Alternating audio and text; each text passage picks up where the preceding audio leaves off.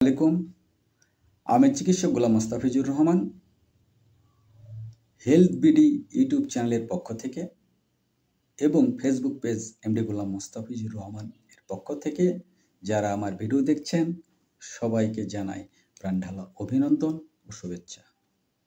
আসলাম আবারও আপনাদের সামনে মাথার একটি রোগ নিয়ে, যেটা প্যারালাইসিস থেকে বিভিন্ন ভাগে বিভিন্ন স্তরে ভাগ করা হয়েছে। তা এটাও প্যারালাইসিসের একটি অংশ, যে রোগটার নাম প্যারাপ্লেজিয়া।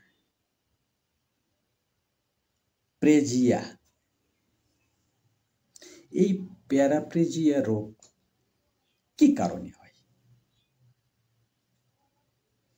এটা প্যারালাইসিসেরই একটা অংশ। যখন একজন ব্যক্তির মেরুদণ্ডে, আমাদের এই যে মেরুদণ্ড আছে, এই মেরুদণ্ডে কখনো সজোরে আঘাত লাগে, আমরা বুঝতে পারি না। এর কারণেও অনেক সময় এই রোগটা হতে পারে। আবার দুই পায়ে আঘাত লাগা বা মূত্রথলি কিংবা শরীরের এমন অংশ কোথাও অবশ হতে পারে। এই কারণেও তার এই প্যারালাইসিসের এই অংশে অর্থাৎ প্যারাপ্লেজিয়া রোগ হতে পারে। এই প্যারাপ্লেজিয়া রোগ যার হয় সে চলাফেরা করতে পারে না।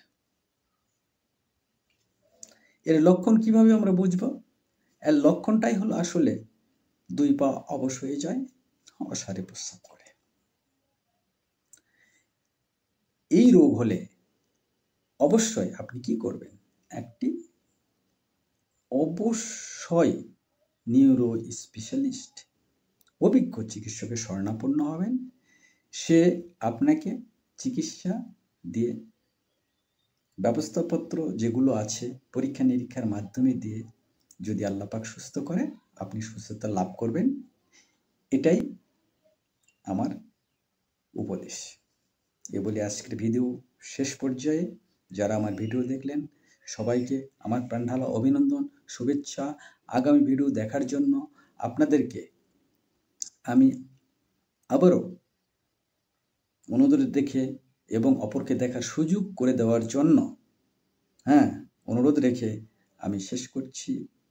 আসসালামু আলাইকুম, আল্লাহ হাফেজ।